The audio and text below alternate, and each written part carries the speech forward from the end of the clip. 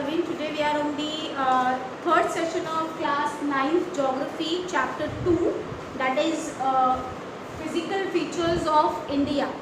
In our first and second session we have seen that there are 6 physical or major physical division of India, which is Northern Himalayan mountains, Northern Indian plains, then we have peninsular plateaus, which is also known as Central Highlands, coastal regions, that is Eastern Ghats and Western Ghats, then we have islands and Great Indian deserts. These are the 6 different physical division of India which we have.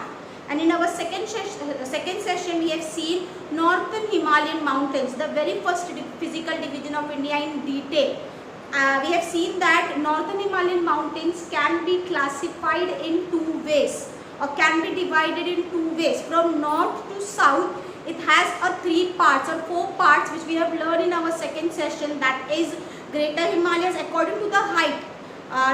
Northern Himalayan mountains can be divided from north to south, and that is Greater Himalayas, or you can say Himadri. Then we have Lesser Himalayas, then we have Shivalik ranges, and lastly we have Purvanchal ranges. So these are the 4 physical division of India from north to south, which we have learned in our last session. Now in this particular session we are going to learn about the Northern Himalayan mountains division from west to east, or you can say from east to west. So when we talk about from west to east, Northern Himalayas, see from top to low, Northern Himalayas can be divided according to their height.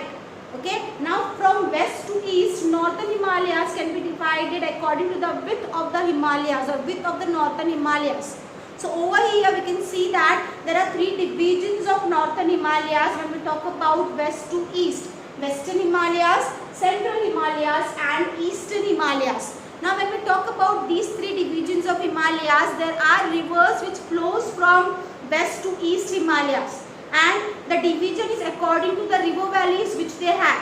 So when we talk about western Himalayas, it lies between Satluj and Kali river. From western side, Satluj river flows from Himalaya, from Satluj river to Kali river.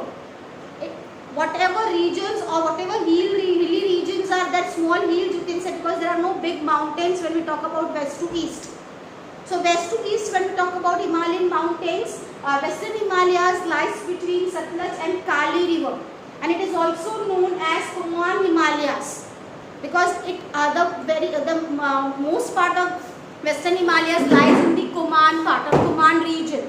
That is why it is also known as Kumaon Himalayas, and it starts from Satluj river and ends towards Kali river. Then from Kali river, Central Himalayas started. So from Kali river to Tista river, the regions which are there, the hills or mountains which are there, they are called as Central Himalayas, and they are also known as Nepal Himalayas, because most part of the Nepal lies in this particular area or in this particular Himalayan region. Then from Tista, from Kali to Tista, we have Central Himalayas. Then from Tista, when Tista started, from Tista to Dihang, we are having an Eastern Himalayas. So Eastern Himalayas lies between Tista and Dihang river, and it is also known as Assam Himalayas, because most part of the Assam lies in the Eastern Himalayas. So over here we can see that when we talk about the Northern Himalayan division from west to east or from east to west, we are having 3 divisions, that is Western Himalayas, Central Himalayas and Eastern Himalayas. And from Satluj river to Dihang river, okay, from Satluj river to Dihang river, these mountain ranges lies, these Himalayan mountain ranges lies between Satluj river to Dihang river. From Satluj river to Kali river, we are having Western Himalayas. Then from Kali river to Tista river, we are having Central Himalayas. Then from Tista river to Dihang river, we are having Eastern Himalayas. And some part of the states are lies in those regions or in those Himalayan ranges. That is why they are also known as, like Western Himalayas are known as Kumaon Himalayas, Central Himalayas are known as Nepal Himalayas, and Eastern Himalayas are known as Assam Himalayas. Now when we talk about these 3 divisions of Himalayas, from west to east, it also covers Punjab. It also covers most part of the Punjab. That is why Eastern Western division of Himalaya is also known as Punjab Himalayas. Okay, and it is also known as Himachal Himalayas because it also covers the part of Himachal Pradesh.